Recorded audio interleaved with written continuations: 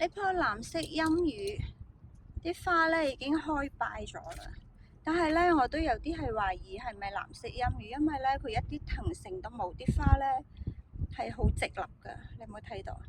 啲花係好直立噶，即係冇水頭嘅感覺咯。咁咧而家係開完咗啦，但係咧仲有啲花冧未開嘅，不過咧我都係一齊修剪。咁修剪嗰啲玫瑰咧，你要一波修剪，咁下一次咧你就會一波咁樣開噶啦。咁而家呢啲都已經係冇咩觀賞價值噶啦，所以咧你就要修剪咗佢咯。譬如你修剪咧，就係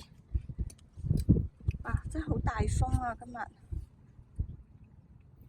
咁呢度咧修剪咧就係花下一個葉，即係喺呢度啦。大概咁樣修剪咗佢。呢啲呢，差唔多要出嘅花冧呢，因為你修剪都要一次過修剪咗佢啦，就係都係花下一個葉咯，咁樣修剪咗佢啦。咁你修剪嘅話呢，你冇可能係修剪咗啲殘花，剩翻啲花冧。咁呢啲花冧到時開，就係即係話唔會係成波咯，就係即係一朵朵咁樣開咯，所以咧你要修剪嘅話咧，就係一樣咁樣一齊咁樣修剪一次過。咁呢個咧都係啦，所有都係啦，花下一個葉啦，嗱，睇唔睇到呢朵花修剪咗佢。呢啲花冧咧睇嚟都係差唔多開噶啦，但係你都唔好唔捨得咯。咁我呢棵係小苗。Excuse me。咁我呢棵係小苗啦，所以咧都係早啲剪咗啲殘花，同埋未開嗰啲花冧啦。嗱，呢啲花冧都係未開，都係修剪咗佢啦。咁跟住剪咗佢。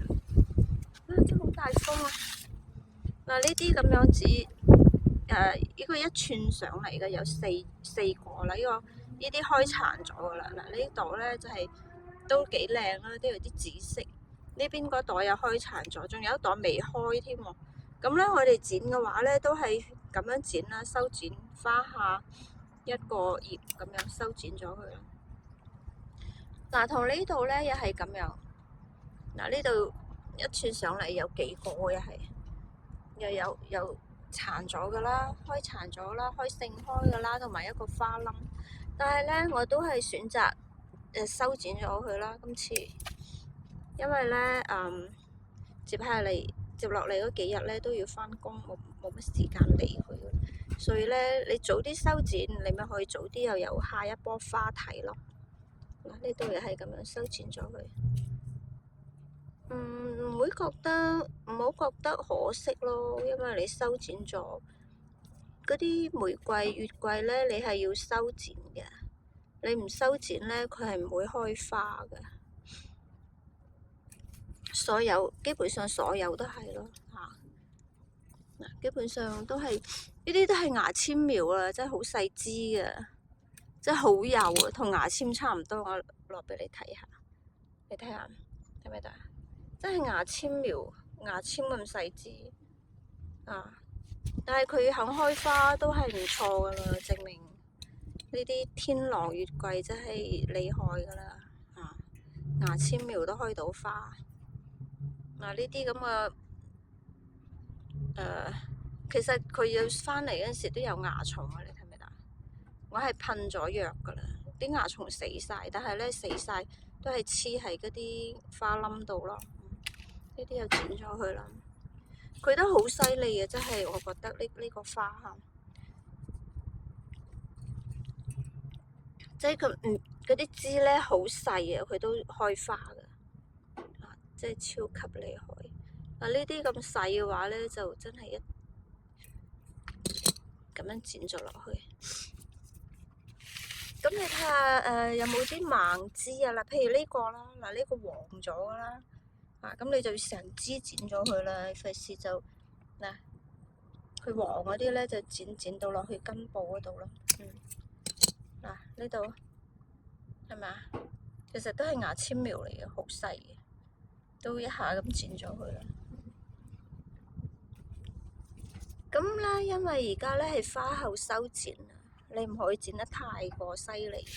你剪過犀利之後咧，啲葉就唔生，即係話你冇咗啲葉光合作用咧，你棵苗咧就有危險噶啦。嗱，咁我哋係咪喺度先？咁我哋咧整棵苗修剪咗之後咧嗱，咁樣子睇都幾平衡咯。咁你就要攞佢嘅圓潤度啦嚇。因為夏天嚟啦，所以咧你都唔可以修剪得太過犀利。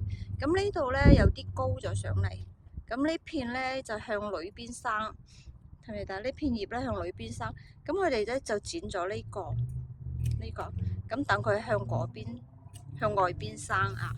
咁呢棵咧就留翻佢啦。嗱，呢度都係齊噶啦。呢棵咧就係向外生，咁。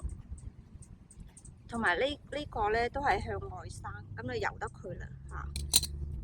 咁呢度咧我就唔換盆啦，因為呢個咧呢個盆咧係2加侖嘅盆嚇。因為我之前係啱啱係由1加侖盆換咗嚟2加侖盆，咁咧就冇乜必要再去換盆噶啦。咁剩翻呢度咧，我就係補翻啲土落去咯，或者喺呢度啦，咁樣子。